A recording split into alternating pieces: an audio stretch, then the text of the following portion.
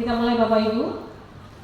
Oke, izin saya buka dulu kegiatan kita dengan satu pantun dari saya.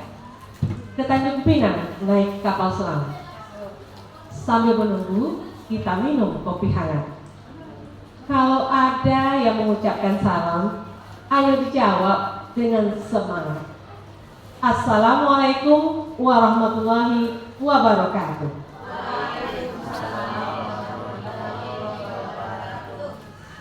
Bismillahirrahmanirrahim.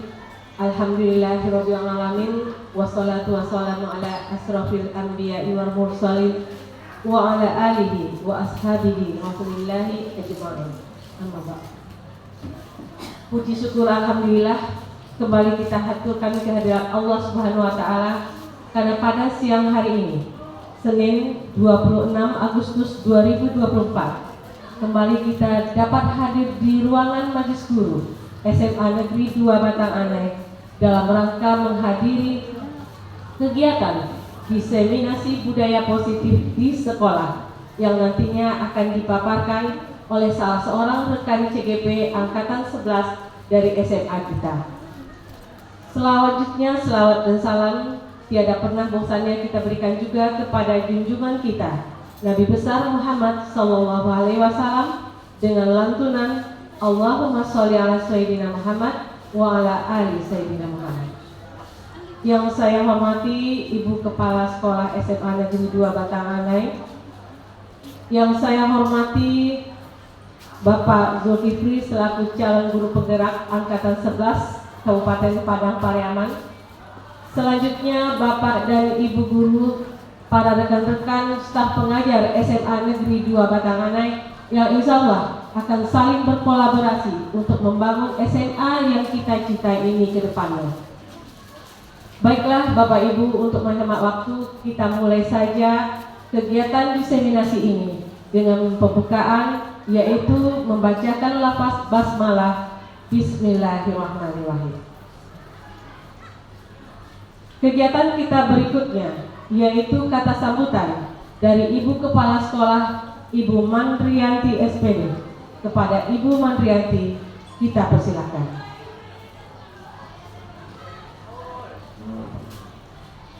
Bismillahirrahmanirrahim. Assalamualaikum warahmatullahi wabarakatuh. Alhamdulillahirabbil alamin. Wassalatu wassalamu ala asrofil anbiya mursalin wa ala alihi wa sahbihi ajmain. Asyhadu an la ilaha illallah wahdahu la syarikalah wa asyhadu anna Muhammad abduhu wa rasuluh. Allahumma shalli sayyidina Muhammad wa ala ali sayyidina Muhammad. Amma ba'du. Puji syukur kita ucapkan kepada Allah Subhanahu wa taala yang telah melimpahkan rahmat dan kurnia kepada kita bersama sehingga kita dapat hadir pada hari ini dalam kegiatan diseminasi budaya positif di sekolah yang akan disampaikan oleh Bapak Zulkifli SPD MPD, yaitu salah satu calon guru penggerak Angkatan 11. Salawat dan salam pada junjungan kita Nabi Muhammad sallallahu alaihi wasallam. Allahumma shalli ala Sayyidina Muhammad wa ala ali Sayyidina Muhammad. Yang kami hormati Bapak Zulkifli selaku calon guru penggerak Angkatan 11 yang akan menyampaikan materi diseminasi, dan yang kami hormati Bapak Ibu guru SMA Negeri 2 Batanganai.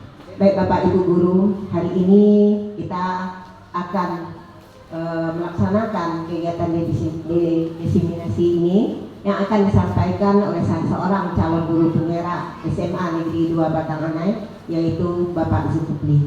Nah, kita sebagaimana yang kita ketahui bahwa calon guru penggerak di sekolah kita ini ada 6 orang. Nah, mungkin setiap kegiatan, setiap ada komunitas di sekolah kita ini, kita akan meminta calon guru penggerak untuk melakukan berbagi praktek baik di sekolah kita, sehingga apa ilmu yang mereka dapatkan dalam pelatihan pada calon guru penggerak ini bisa berbagi praktek baik dengan kita, sehingga apa yang didapat oleh calon guru penggerak juga kita bisa mendapat ilmu-ilmu tersebut. Nah, tujuan dari berbagi praktek ini adalah bagaimana kita meningkatkan profesional kita sebagai seorang guru dan bagaimana kita meningkatkan salah satu tupoksi kita sebagai guru. Yang pertama yaitu pedagogi kita, yang kedua profesional, sosial, dan kepribadian. Jadi Bapak Ibu, mari kita ikuti dengan serius apa yang disampaikan oleh Bapak Zulkifli. Mudah-mudahan ilmu yang diberikan kepada kita dapat bermanfaat bagi kita sehingga proses pembelajaran di sekolah ini bisa meningkat dan meningkatkan mutu pendidikan di SMA Negeri 2 Batangan ini. Dan dengan mengucapkan Bismillahirrahmanirrahim, maka diseminasi budaya positif di sekolah yang akan disampaikan oleh Bapak Zulkifli kita buka.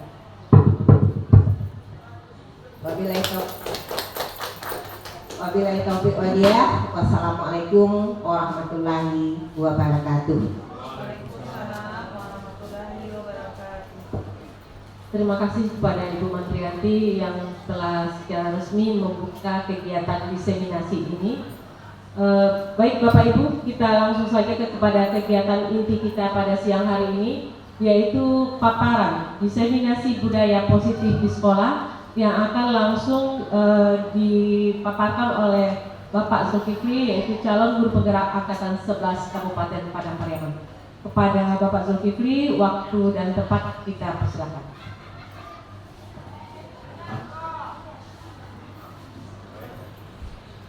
Baik, terima kasih kepada Ibu Moderator. Assalamualaikum warahmatullahi wabarakatuh. Rabbi shrahli sadri wa yassirli amri wahlul 'uqdatam min lisani yafqahu qawli.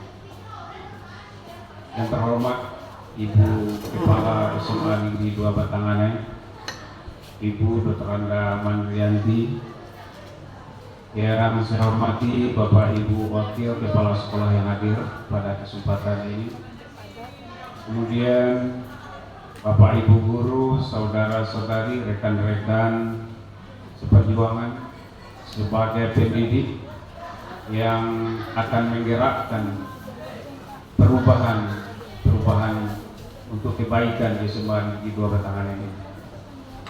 Sejenak mari kita bersyukur kehadirat Tuhan Yang Maha Kuasa, karena dengan segala rahmat, nikmat, dan taufik serta hidayahnya kita bisa hadir di dalam ruangan ini dalam rangka melaksanakan kegiatan diseminasi budaya positif di sekolah kita, yang ini merupakan tugas kewajiban yang harus kami lalui, kami kerjakan, dan kami praktekkan sebagai calon guru penggerak. Kebetulan saya calon guru penggerak angkatan 11 tahun 2024. Bapak Ibu, Saudara hadirin, rekan-rekan guru yang kami banggakan, mengawali kegiatan diseminasi ini karena sekarang sudah masuk waktu siang, hampir istirahat sekolah kita ya. Mungkin sebagian Bapak Ibu sudah agak lelah atau lesu atau lapar. Silakan Bapak Ibu, snacknya sudah disediakan. Yang haus silakan minum. Tadi juga ada kegiatan rapat, saya dengar, supaya kegiatan kita ini lebih bersemangat. Saya mohon kepada Bapak Ibu untuk berdiri sebentar. Silakan. Baik, sedikit saja. Ikuti apa kata guru, ya. Kan kita guru. Jadi misalnya kata guru, pegang ini, ya, pegang itu ya, ikuti. Asalkan kata guru, jangan kata siapa-siapa. Kalau salah tidak diberi sanksi, malah diberi snack tambahan. Supaya lebih bersemangat lagi. Kata guru, pegang pundak kanan, bahu kanan. Kata guru, pegang puncak kepala. Kata guru, turunkan tangan ke meja. Oke, masih kata guru ya. Kata guru, naikkan tangan keduanya ke atas. Ini. Kata guru, putar. Kata guru, turunkan. Kata guru, turunkan lagi ke meja. Ya, silakan duduk. Oh, ya, yang duduk berarti melakukan kesalahan.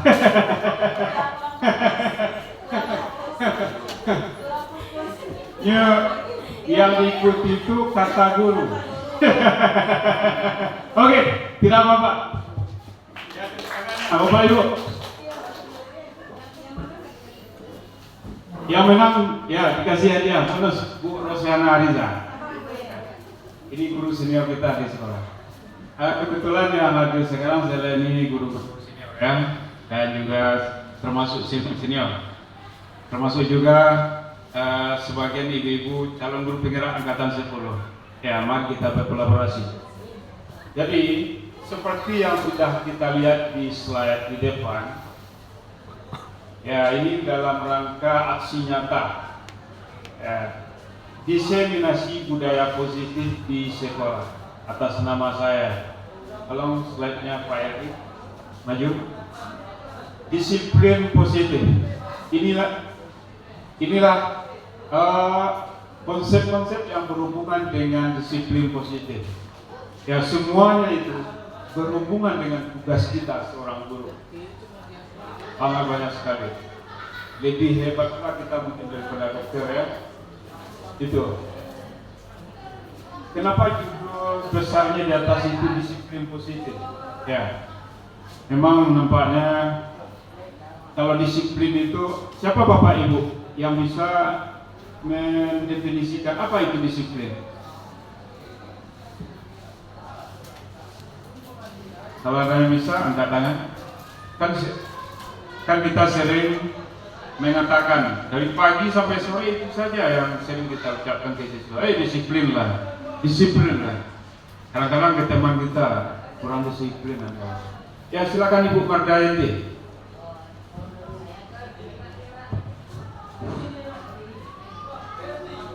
Baiklah, saya Bu Mardayanti, guru kalau dulu namanya PKN, sekarang PP, Pendidikan Pancasila. Yeah. Disiplin itu adalah suatu sikap mematuhi peraturan-peraturan yang telah kita sepakati. Sekian dari saya. Ya, terima kasih Ibu Mardayanti. Jadi prinsipnya mematuhi itu disiplin. Berarti kalau tidak mematuhi atau mengikuti aturan sama dengan tidak disiplin. Ya, bagus. Saya setuju. Bapak Ibu yang lain juga setuju?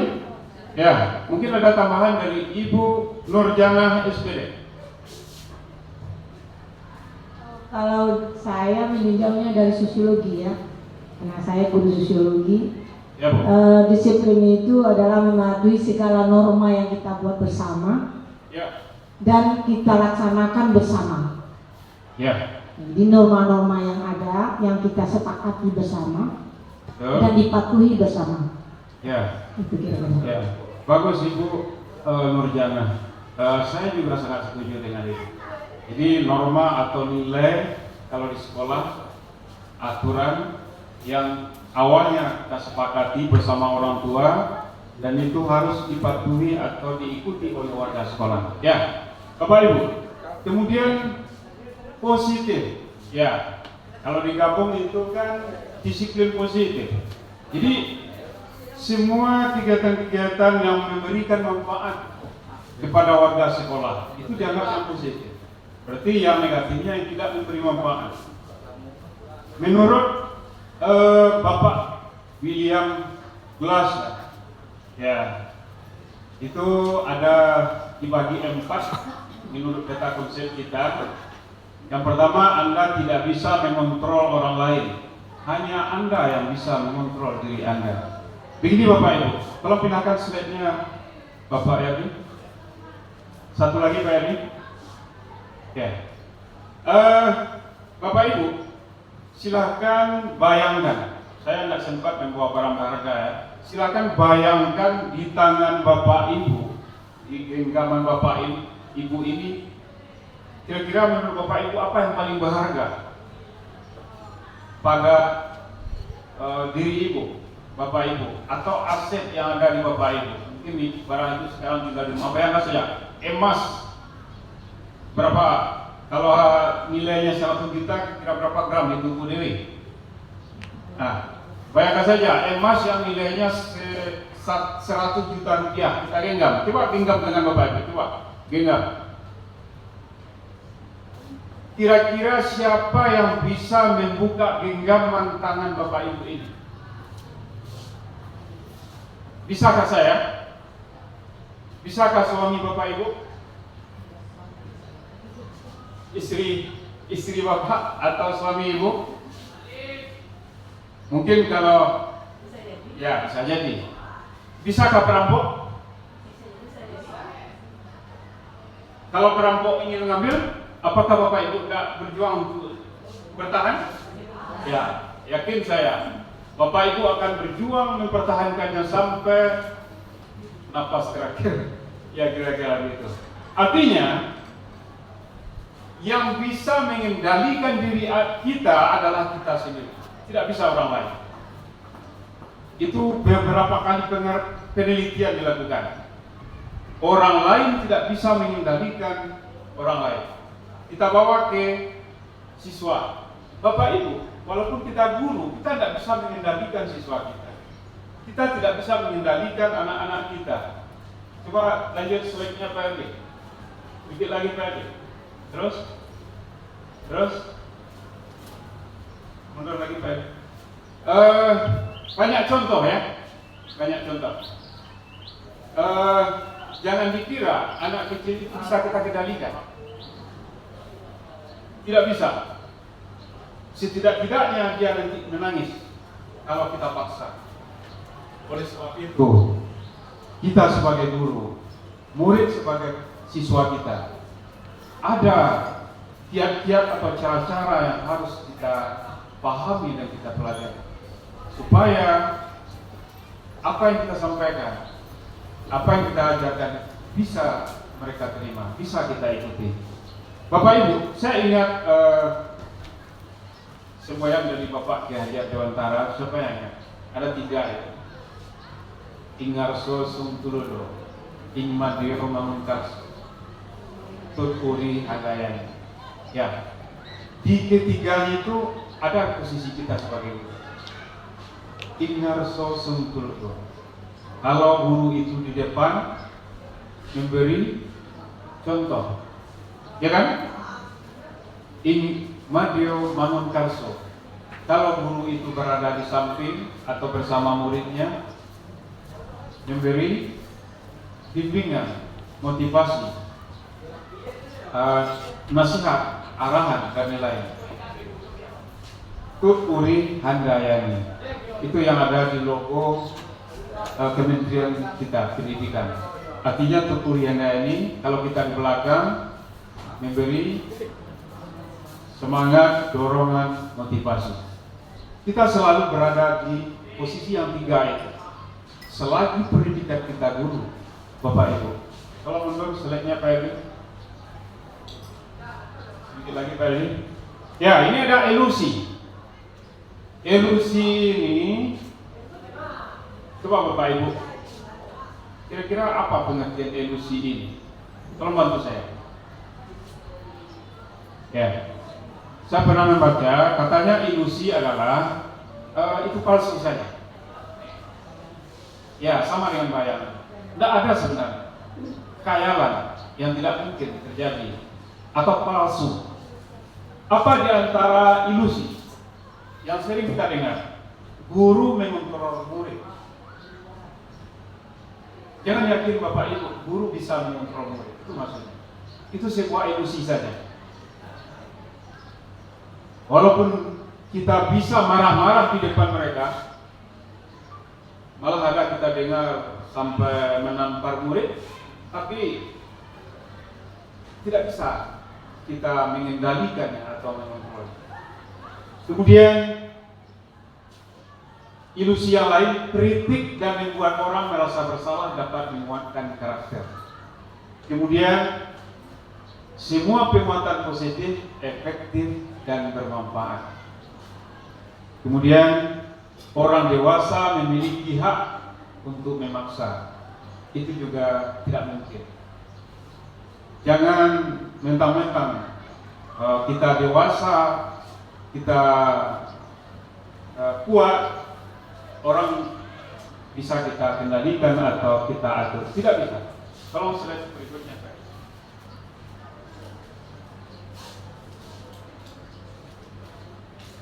Bapak Ibu, menurut teori kontrol, siapa sesungguhnya yang memiliki kontrol pada masing-masing kita? Kita berusaha memahami pandangan orang lain tentang dunia. Hanya Anda yang bisa mengontrol diri Anda. Anda tidak bisa mengontrol orang lain. Kolaborasi dan konsensus menciptakan pilihan-pilihan baru. Lanjut Pak Yadud. Nah ini, menurut saya mengutip ini dari karya Adeo Nadia. Wallstone mengatakan tahun 2002, keyakinan individu bahwa tindakannya akan mempengaruhi perilakunya dan individu sendiri yang dapat mengontrol perilakunya tersebut. Jadi dipertegas kembali bahwa si A tidak bisa mengontrol si B, si B tidak bisa mengontrol si A, dan seterusnya. Lanjut. Itulah tentang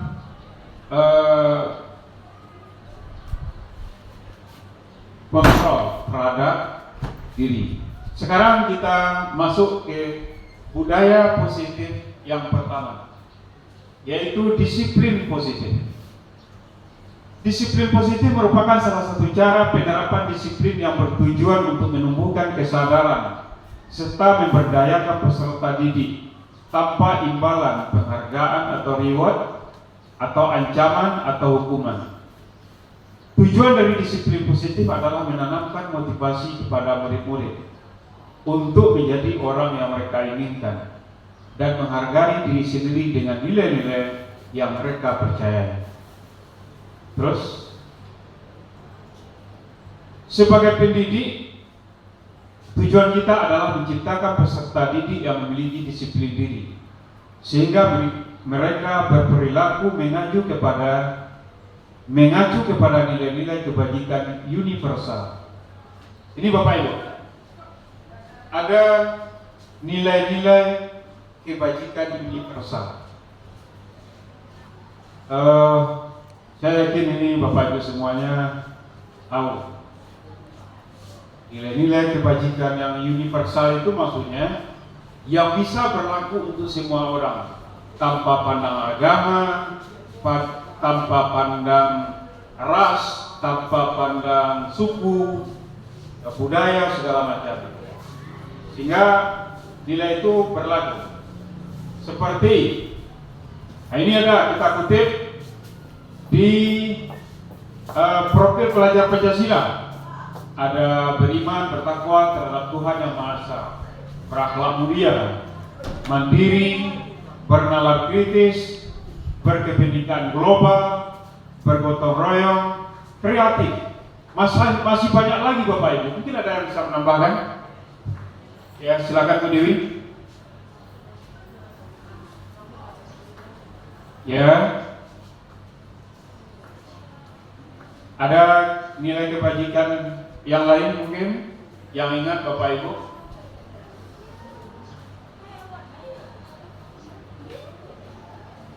Nah ini sambil kita mencari-cari, ini ada dapat di saya, ada sekitar 6 instansi di dunia ini. Nah, ini termasuk profil pelajar Pancasila. Kemudian ada organisasi di dunia yang berpusat di Jenewa atau Swiss.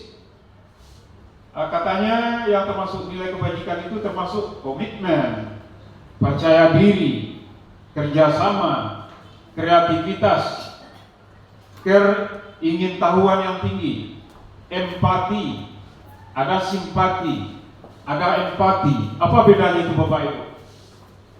Pasti ada beda antara simpati dengan empati. Ini termasuk nilai kebajikan. Mungkin Bapak Ibu dari pendidikan kewarganegaraan. Kalau simpati, Ya. kalau simpati berarti mengidolakan. Ya. Kalau empati bentuk kerjanya, misalnya menolong orang, apa buktinya? Yaitu kalau dari simpati otomatis mungkin dia bisa empati. Itu menurut saya. Assalamualaikum warahmatullahi wabarakatuh. Waalaikumsalam warahmatullahi wabarakatuh. Terima kasih Bu Mardayanti. Saya sependapat, mungkin ada pendapat lain atau tambahan dari Bapak Ibu. Saya sering menyampaikan ke siswa kita begitu. Waktu gempa di Pasaman kemarin, ya ada siswa kita itu yang hanya bersikap simpati saja. Aduh, kasihan kita, sampai keluar air matanya, tapi tetap dalam kelas saja. Nggak mau, kalau diminta semua nggak mau mengasih. Itu baru simpati saja ya. Menangis dia melihat video di berita, ada rumah yang roboh, ada yang terhimpit, segala macam, ada yang rusak. Itu baru simpati. Tapi yang empatinya bagaimana? Ada OSIS menjalankan kotak sumbangan peduli bencana gempa masuk ke dalam kelasnya. Uangnya di dalam sakunya hanya 2.000. Ada keluarganya ke 2.000 itu masuk ke dalam kotak itu. Ini sangat empati sekali. Jadi betul kata Ibu Mardayanti, empati itu ada bentuk aksi nyatanya. Kalau sekarang istilahnya aksi nyata, ada wujudnya yang diberikan. Bukan hanya sekadar sikap sedih, sikap sayang atau peduli dan sebagainya. Kemudian masih banyak lagi sebenarnya Bapak Ibu yang termasuk nilai-nilai kebajikan universal itu. Lanjut, slide. Ini yang sering dilakukan di sekolah kita. Banyak dari pagi sampai sore, seminggu kita di sini. Kita posisi kita sebagai guru tadi memberi contoh, mengingatkan siswa kita, memotivasinya, gitu. Kalau nampak sampah, dipungut sampah itu dibuang ke tempatnya, bukan membuang sampah di sembarang tempat. Membersihkan ruang kelas, kemudian kalau mendapat informasi ada bencana di tempat saudara kita, kita minta sumbangan, kita kumpul semua itu, kita kirim ke sana. Ini bentuk disiplin positif. Masih banyak lagi. Misalnya di upacara bendera, kemudian pagi-pagi itu siswa masuk dari luar bersalaman dengan Bapak Ibu guru, itu termasuk disiplin positif. Tolong aja. Sebelum masuk ke konsep yang kedua, Bapak Ibu, karena budaya positif ini ada 6, baru 1. Kalau ada yang kita jelaskan tadi, Bapak Ibu mungkin penasaran atau masih ingin menambahkan, karena kan tidak langsung teringat apa yang kita pikirkan itu kadang-kadang mengalami proses. Boleh angkat tangan saja ya. Tapi sekarang saya sedikit memberikan briefing juga. Saya guru biologi Bapak Ibu ya. Kalau orang biologi ini, Pak Sergi biologi juga ya.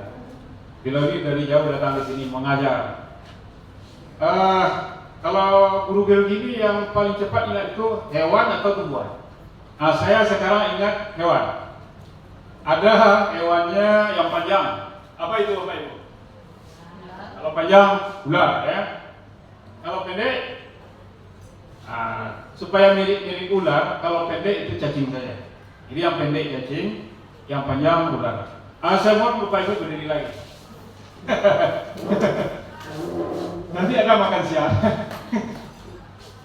Wira, ya. Harus konsentrasi lagi. Jadi kalau saya katakan ular, Bapak Ibu melakukan gerakan tangan. Kalau ular kan panjang, jadi gerakan tangannya pendek.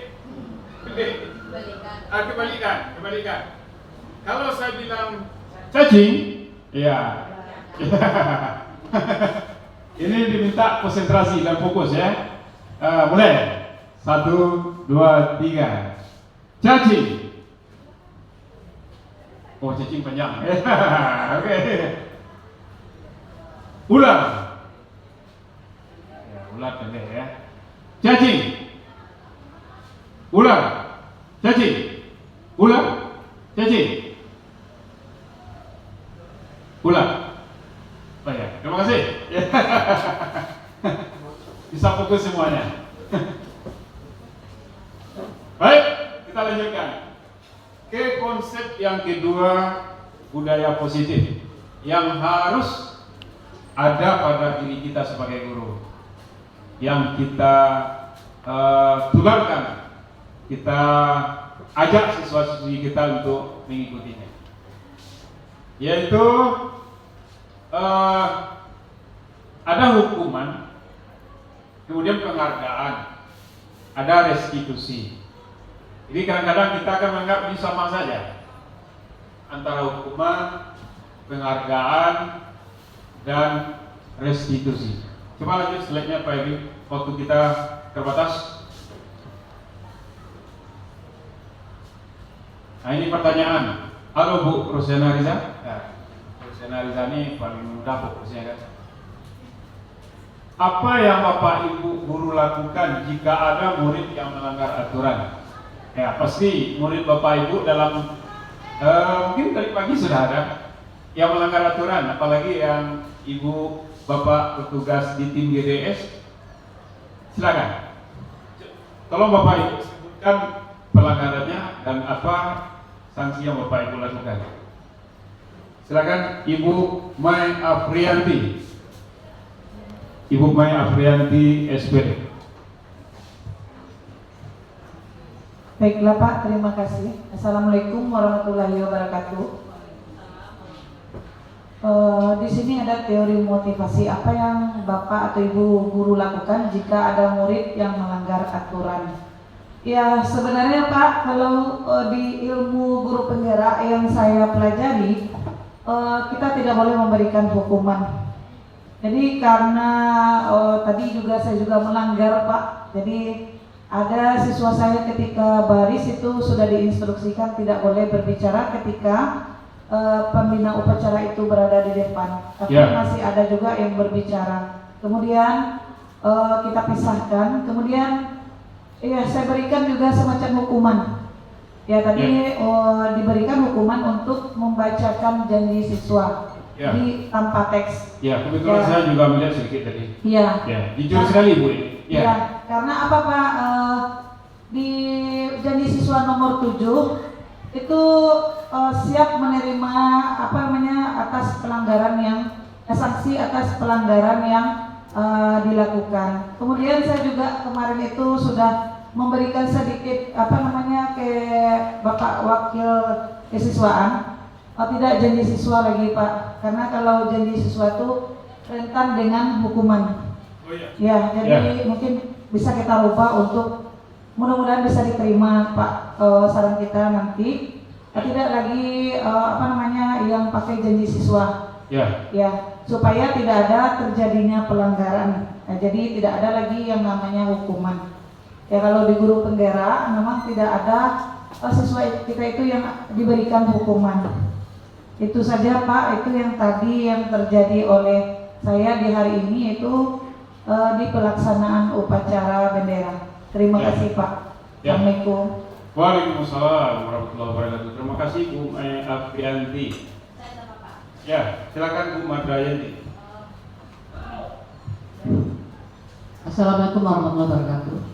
Kebetulan saya tadi memberikan konsekuensi sebelum PBM awal memberikan kesepakatan tentang saya bagaimananya. Kebetulan dilanggar. Bagi saya yang pakai lipstick itu ditambah lipstick. Saya tidak boleh menghapus. Makanya tadi dipakainya. Terus saya tambah aja lipstick, tidak boleh dihapus selama jam saya. Ya, konsekuensi karena sudah saya buat kesepakatan sebelumnya apabila dilanggar ini. Jadi saya tidak memberi hukuman, tapi konsekuensinya apa kemarin kata saya? Ditambah lipstick Bu, ya bersedia ditambah. Nah sekian dari saya. Assalamualaikum warahmatullahi wabarakatuh. Waalaikumsalam. Terima kasih Bu Mardayanti. Lanjut selanjutnya Pak Erdi. Kita lihat. Ya, kita lihat Bu Amaya Prianti dan Bu Mardayanti serta Bapak Ibu yang lain.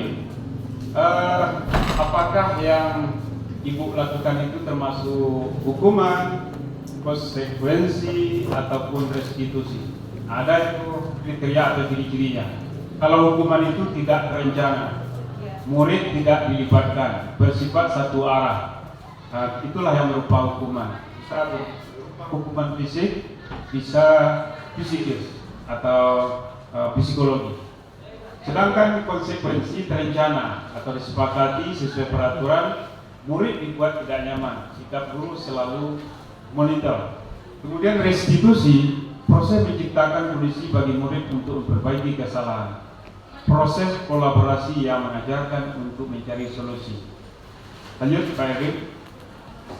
Ini ada beberapa contoh Bapak Ibu, masih banyak yang lain lagi.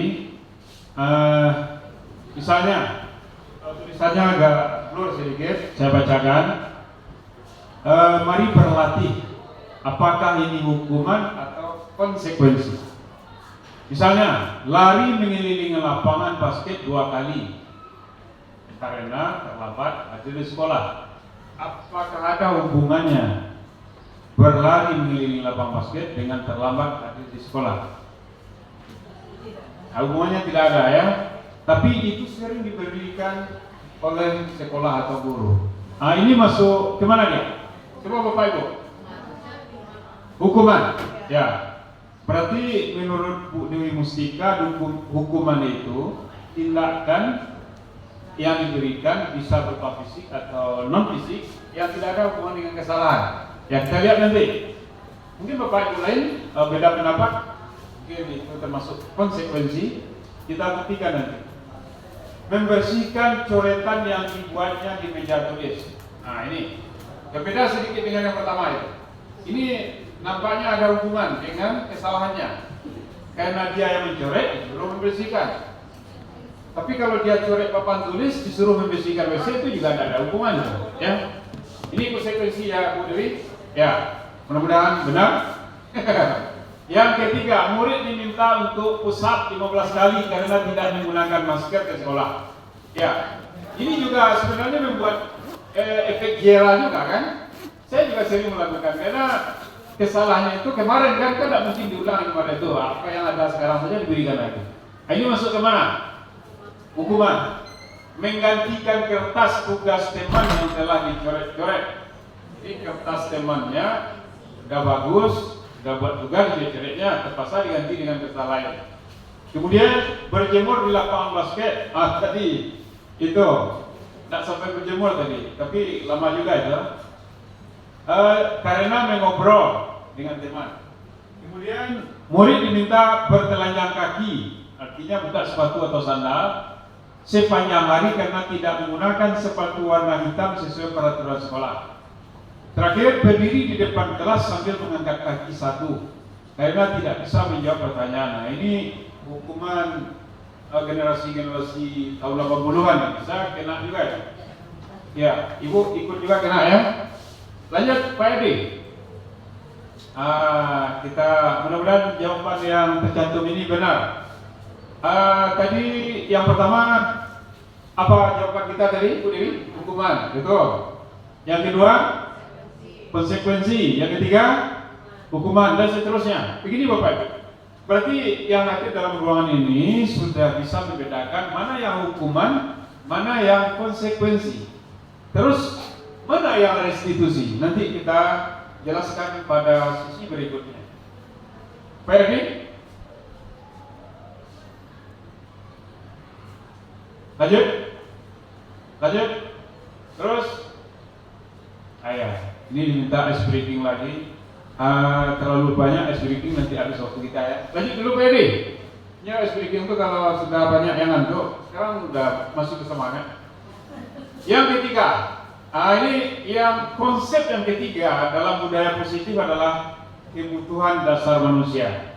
Menurut para ahli yang teruji hasil penelitiannya, diakui hasil penelitiannya itu ada 5 kebutuhan dasar manusia itu, termasuk kita. Kalau sempat yang 5 ini dihalang-halangi, inilah terjadi yang tidak diinginkan. Kebutuhan dasar manusia itu apa katanya? Segala sesuatu yang kita lakukan untuk mendapatkan apa yang diinginkan. Seluruh tindakan yang kita lakukan memiliki tujuan tertentu. Semua usaha terbaik yang kita lakukan adalah dalam rangka agar kebutuhan dasar terpenuhi dengan baik. Apa saja kebutuhan dasar itu? Saya yakin Bapak Ibu yang ada di sini sudah tahu. Sekarang kita ulang kembali. Tolong Pak Edi. Ini dia kebutuhan dasar. Pada siswa kita juga ada ini. Jangan lupa Bapak Ibu. Ada siswa kita yang nggak mau itu kita suruh. Mungkin ada kebutuhan dasarnya yang nggak terpenuhi. Apa saja kebutuhan dasar itu? Ini manusia yang normal. Yang pertama adalah bertahan hidup. Artinya setiap manusia itu membutuhkan makanan, membutuhkan pakaian, tempat tinggal, keamanan, kesehatan. Kalau sempat itu tidak terpenuhi, susah kita untuk mengajak ke sini, ke situ, belajar segala macam. Ini yang lupa kita kadang-kadang sebagai guru. Kita suruh dia datang jam sekian. Mungkin kebutuhan dasarnya tidak terpenuhi dari rumah. Kita langsung saja memberikan sanksi segala macam. Jadi berat sebenarnya tugas kita sebagai guru Bapak Ibu. Banyak yang harus kita pahami. Terus kasih sayang dan rasa diterima. Rasa diterima di mana kita berada di komunitas kita, di komunitas baru, menjadi bagian dalam kelompok. Kalau kita dikucilkan, berarti kebutuhan dasar kita tidak terpenuhi. Yang ketiga, penguasaan. Ya, saya berkuasa. Harga diri, keinginan untuk dianggap berprestasi, diakui, didengar dan segala macamnya. Kemudian yang keempat, kebebasan. Mandiri, memiliki pilihan, mencoba hal baru, mampu mengendalikan arah diri. Yang terakhir, kesenangan. Termasuk di sini bermain, humor, antusias, ketawa.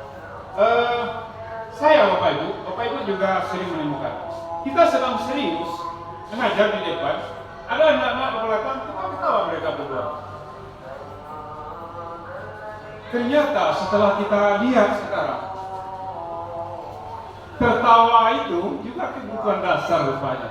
Cuma dilakukannya di saat itu bukan pada waktu yang cocok. Tapi bagaimana kita komplain kan? Dia memenuhi kebutuhan dasarnya. Ngantuk dia misalnya di belakang kan bisa kita mengajar. Tidur itu kebutuhan dasar manusia. Ini bahayanya kita sebagai guru ya Bu, dipastikan kita kalau terlalu ekstrim di kanan, terlalu ekstrim di kiri. Tadi kata Ibu Maya Frianti, kita guru tidak boleh menghukum siswa. Saya tiap hari menghukum. Setelah saya baca bolak-balik buku Bapak Ibu, banyak juga literasi yang kita buka, literatur yang kita buka, ternyata boleh kita memberi hukuman, cuma disesuaikan dengan kesalahannya. Disesuaikan dengan kesalahannya. Maksudnya kalau kesalahannya itu sudah masuk berat, lewat dari kesalahan menengah, itu harus diberi sanksi. Termasuk di sekolah kan, sanksi dikeluarkan.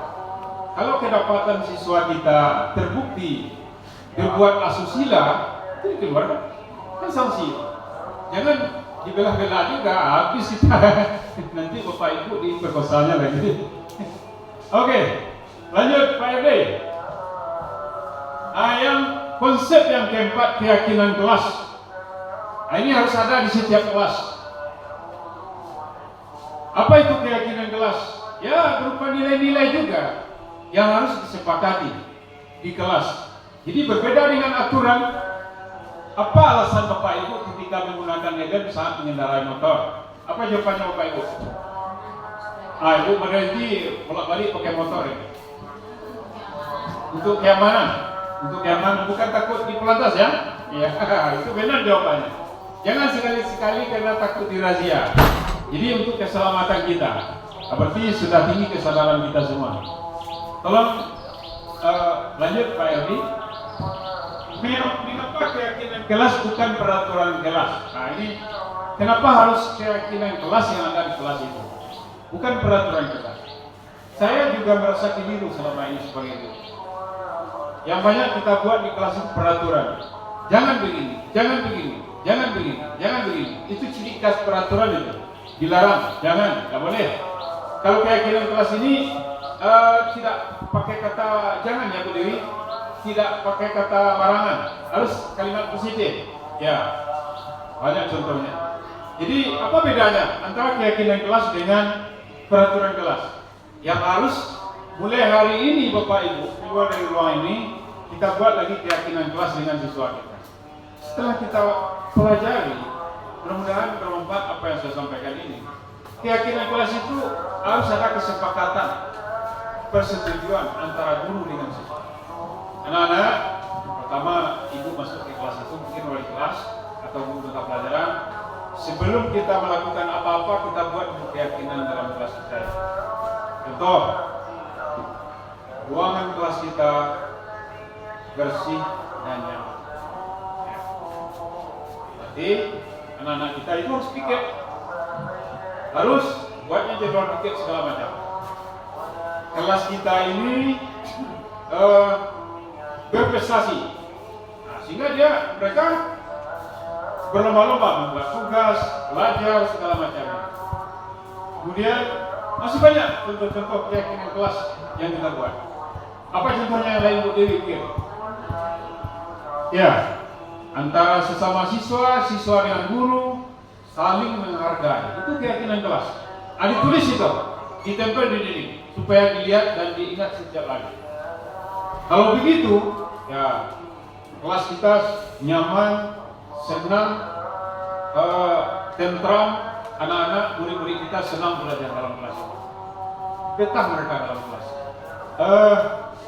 Suatu keyakinan akan lebih memotivasi seorang daripada dari dalam motivasi, dari dalam dirinya. Namanya motivasi intrinsik. Seseorang akan lebih tergerak dan bersemangat menjalankan keyakinannya daripada mengikuti serangkaian peraturan. Begitu pula dengan murid-murid kita. Ini menurut ahli. Ya, satu ahlinya ya berkesimpulan begitu. Lebih baik yang diterapkan itu keyakinan kelas daripada peraturan-peraturan. Karena biasanya kalau peraturan itu turun dari atas saja, ya sepihak saja, ya kebanyakan ya menantang, membangkang. Jadi sebagai institusi pendidikan kita diminta untuk membuat keyakinan kelas. Kalau sudah di sekolah namanya keyakinan sekolah, ya. Gabungan dari keyakinan kelas, keyakinan sekolah. Berikut, Pak Eli.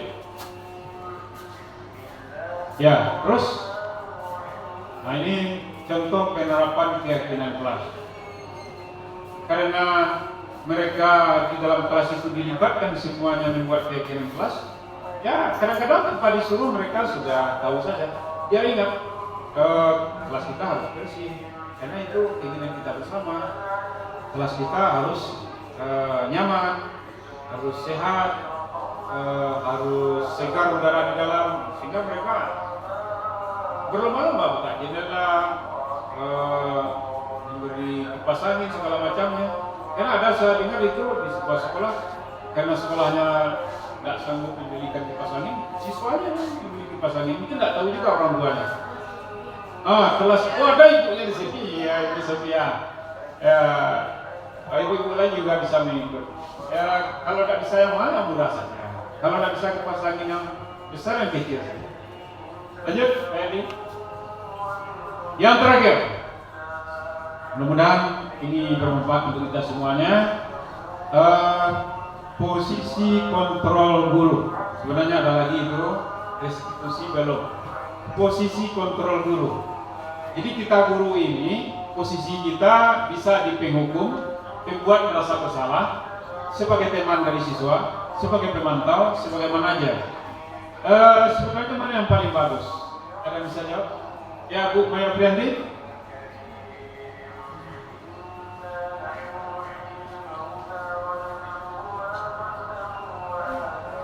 Silakan Bu Maya Priyanti. Nah, di mana posisi kita sebagai guru yang paling bagus? Posisi yang paling bagus itu mungkin di posisi manajer, Pak. Di posisi manajer. Jadi menurut saya Pak, kebetulan saya sebelumnya sudah melalui juga Pak yang posisi kontrol ini. Jadi di waktu saya diseminasi, kemudian saya mengakui sendiri kalau posisi saya itu di penghukum. Kemudian setelah melakukan diskusi di ruang rukol, kemudian di sanalah nampak kalau posisi yang bagus itu posisi manajer. Jadi yang diharapkan oleh siswa kita itu mungkin di posisi manajer, dan itu pun sampai sekarang mulai perlahan-lahan saya terapkan karena posisi penghukum masih saya pergunakan juga Pak. Iya. Terima kasih Bu Maya Priyanti. Iya Pak. Ya. Berarti materi saya ini terlambat sampainya ya.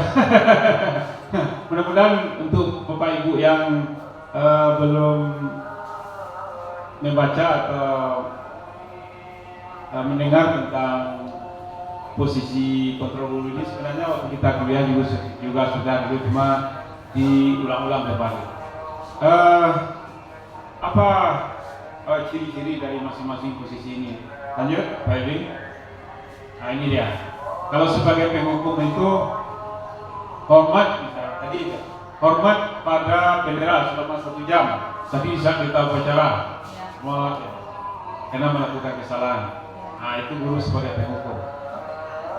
Jadi selama kita jadi guru itu mungkin posisi kita pindah-pindah ya. Tapi yang terbaik itu kata Ibu Maya Priyanti, saya setuju itu di posisi manajer. Tapi sulit juga mungkin ya. Kita usahakan. Pembuat merasa bersalah contohnya, berapa kali ibu atau bapak harus memberitahu kamu selalu saja mengecewakan bapak. Ya kira nadanya begini, woi berapa kali saya harus mengingatkan kamu? Setiap hari saya ingatkan, diulang juga, kira begitu ya. Nah itu pembuat merasa bersalah. Ini ada efek psikologisnya terhadap siswa kita rupanya. Ya, efek tidak baik terhadap psikologi siswa kita. Itu makanya yang terbaik itu sebagai manajer, tapi kadang-kadang memang sulit juga dihindari. Yang ketiga sebagai teman. Guru-guru muda ini siswanya bisa sebagai teman. Karena tidak berapa tahun jaraknya dengan siswa kelas 3 aja kan. Seperti apa? Ayo dong, ikut aturan sekolah. Sekali dapat juga kamu kerjain. EKT kelas 12 itu. Daripada melanggar saja kamu terus ikutilah sekali. Apalagi sekarang kamu tamat kan, bertamat. Tolong bantu ibu, minta bantu lo kan, anak-anak lo. Ya sudah, tidak apa-apa, lain kali jangan lupa lagi ya. Nadanya lembut lagi. Itu posisi kita sebagai teman. Dua lagi Pak Edi. Sebagai pemantau. Contoh, kamu sudah melanggar peraturan sekolah. Kamu tahu konsekuensinya kan? Setelah upacara kamu beli atributnya ke koperasi. Jadi tunjukkan solusi atau jalannya. Karena kamu melanggar sekarang, ini yang harus dilakukan setelah ini. Kira-kira apa contohnya? Mungkin dari pagi pernah Bapak Ibu yang melakukan seperti itu. Kamu dapat tugas ya, ini yang harus kamu kerjakan. Ya kira-kira begitulah.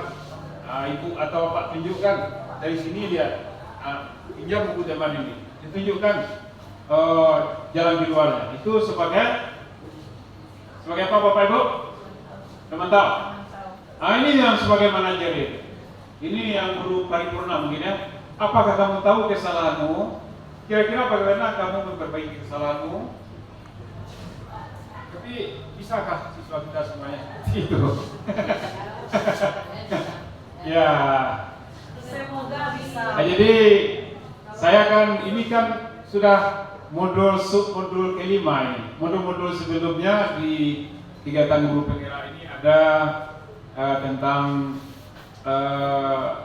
karakteristik siswa kita itu. Jadi siswa kita itu makhluk yang sangat unik. Ya, 30 mereka di dalam ruang kelas, berbeda-beda beragam sekali. Banyak bedanya. Latar belakang ininya, itunya, latar belakangnya saja banyak bedanya. Ini. Kecepatan belajarnya juga berbeda. Kemampuannya juga berbeda. Pengaruh lingkungannya sangat berbeda lagi. Jadi sangat kompleks masalah, katakanlah masalah atau yang dimiliki oleh siswa kita itu.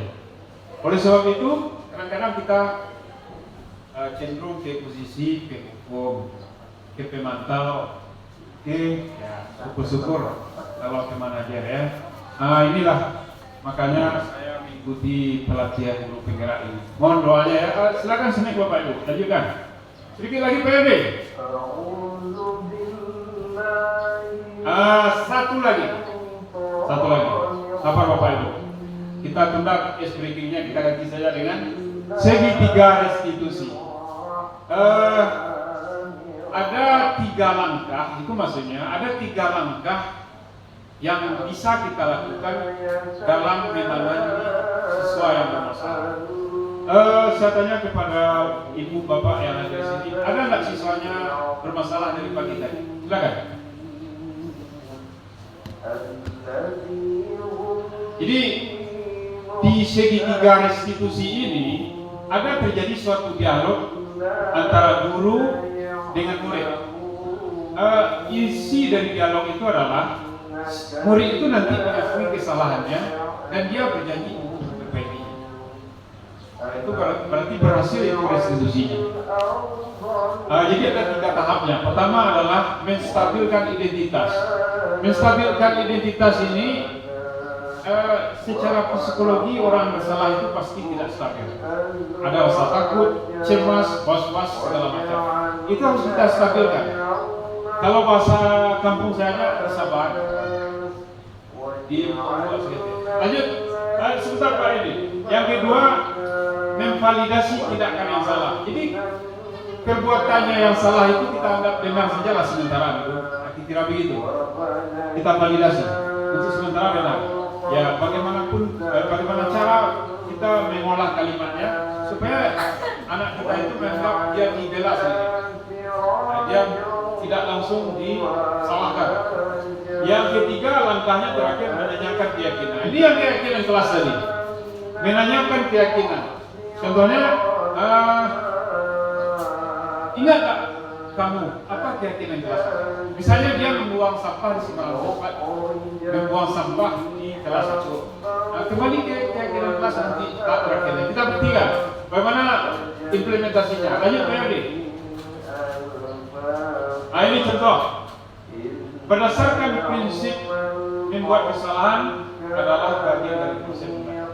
Seperti apa menstabilkan identitas anak yang sudah melakukan kesalahan itu? Ini contoh-contoh kalimat yang bisa kita sampaikan sama mereka. Misalnya, berbuat salah itu wajar. Kita kan manusia. Itu contohnya. Kemudian manusia yang sempurna itu bapak tidak. Artinya tidak ada manusia yang sempurna. Itu kita sampaikan sama anak itu. Tidak ada manusia yang sempurna. Saya pernah menemukan kesalahan siswa begini Bapak Ibu. Dia main lempar-lemparan makanan di dalam kelas. Makanan si A dilempar di si B. Makanan si B dilempar di si A. Yang seharusnya makanan itu kan dimakan, maksudnya makanan ini dilempar. Nah, kemudian ketua kelasnya melapor ke saya. Nah ini bisa kita tangani dengan langkah-langkah restitusi. Tujuannya nanti kedua belah pihak tidak melakukan hal yang sama lagi. Itu langkah pertamanya, kita stabilkan identitasnya. Contoh kalimat terakhir, kamu berhak merasa begitu. Ya, lanjut lagi. Yang kedua langkahnya adalah validasi tindakan yang salah. Berdasarkan prinsip setiap perilaku berupaya memenuhi suatu kebutuhan tertentu. Ini ada hubungannya dengan kebutuhan dasar manusia tadi. Contoh kalimatnya, dalam proses memvalidasi tindakan yang salah. Tadi kan saya katakan artinya agak kita bela-bela sedikit. Kamu pasti punya alasan melakukan itu. Tanya kan? Bapak dia melemparkan makanan ke temannya. Nah, temannya itu melapor ke kita nanti. Kita panggil yang melemparkan makanan itu. Nah, langsung kamu keluar saya datang sekolah lagi kan? Apalagi dibalasnya pula oleh si B. Nah, kita katakan wajar kamu membalas. Kalau bapak itu sudah bapak tendang ya. Untung kamu makanan kamu lempar sama saya. Kalau bapak suka itu kalimat-kalimat seperti itu namanya validasi tindakan yang salah. Kamu patut bangga karena telah melindungi dirimu sendiri. Nah, contohnya begini bapak. Seorang anak perempuan di kelas seperti apalah pelecehan seksual kan, roknya mungkin yang ditarik oleh laki-laki, diambilnya batu oleh perempuan ini dilempar ke laki-laki. Bisa kita proses nanti dengan langkah-langkah restitusi ini, bisa kita katakan begini, dalam tahap validasi tidak akan salah. Wajar kamu melempar dengan batu karena kamu sudah berusaha melindungi diri kamu sebagai perempuan, melindungi harga diri kamu sebagai perempuan ya. Padahal yang laki-laki pecah kepalanya bisa sampai ke polisi kan. Begitu juga kamu patut bangga karena ayah. Lanjut Pak Edi. Nggak mulai ngantuk ya. Yang terakhir, sabar Bapak Ibu, menanyakan keyakinan. Nah ini kembali ke keyakinan kelas tadi. Berdasarkan prinsip teori kontrol bahwa pada dasarnya kita tertransformasi secara intrinsik. Nah ini, Anda ingat tak? Apa keyakinan kelas kita? Fokus ingat. Oh ya Bu, tidak boleh berkelahi dalam kelas. Ingat ya, karena keyakinan kelas itu dipampang ditulis di dinding kelas. Kalau dia terlambat, kita proses. Ini ada keyakinan kelas di tahap terakhir dari restitusi ya. Oh iya Bu, kesepakatan kita dulu di awal semester tidak boleh terlambat datang ke sekolah. Sana dulu. Terus kita desak dengan pertanyaan. Kalau begitu, apa yang akan kamu lakukan lagi untuk berikutnya? Apa sikap kamu untuk berikutnya? Saya akan cepat tidur malam. Saya tidak bergadang. Saya bangun pagi-pagi sebelum sholat subuh. Saya cepat berangkat ke sekolah. Dan saya tidak terlambat lagi. Nah, kira-kira begitu. Kalau begitu, jawaban anak-anak kita berarti kita sudah berhasil melakukan proses restitusi. Ada pertanyaan Bapak Ibu? Sebelum kita tutup, silakan Bu Dewi Musik. Terima kasih Pak Zul. Sedikit di sini mungkin saya ingin penekanan. Berarti pada segitiga restitusi ini, ketika pada tahap menanyakan keyakinan, solusi itu berasal dari siswa itu sendiri atau dari diri kita, Pak Zul? Jika sekiranya solusi itu diharapkan dari siswa itu sendiri, bagaimana jika sekiranya tipe siswa kita itu tidak bisa memikirkan solusi buat dirinya sendiri?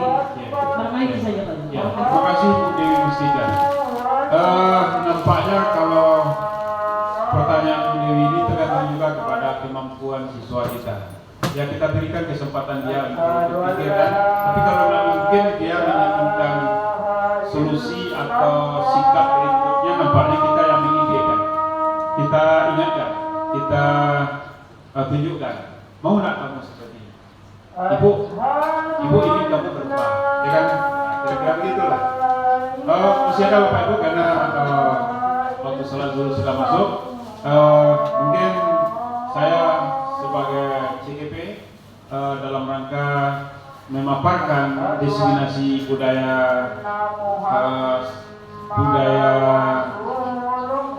positif di sekolah. Saya cukupkan sampai di sini. Saya kembalikan kepada Ibu moderator, Ibu Dewi Mustika.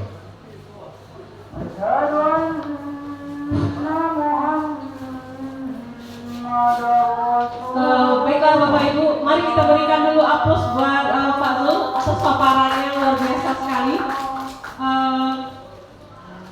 Kita buka sesi diskusi atau bagaimana Pak Zul? Baiklah Bapak Ibu, semoga apa-apa yang telah dipaparkan oleh Pak Zulkifli tentang budaya positif ini tidak hanya menjadi sekadar teori paparan pada sesi diseminasi ini, namun akan sekiranya ada buah praktek di lapangan nantinya di kelas kita masing-masing, bagaimana kita dapat mengimplementasikannya di kelas pembelajaran kita. Barangkali dari saya sebagai moderator membuka acara ini, mohon maaf atas segala kekurangan. Sekali lagi terima kasih atas kesetiaan waktu dari Bapak Ibu semua. Wassalamualaikum warahmatullahi wabarakatuh.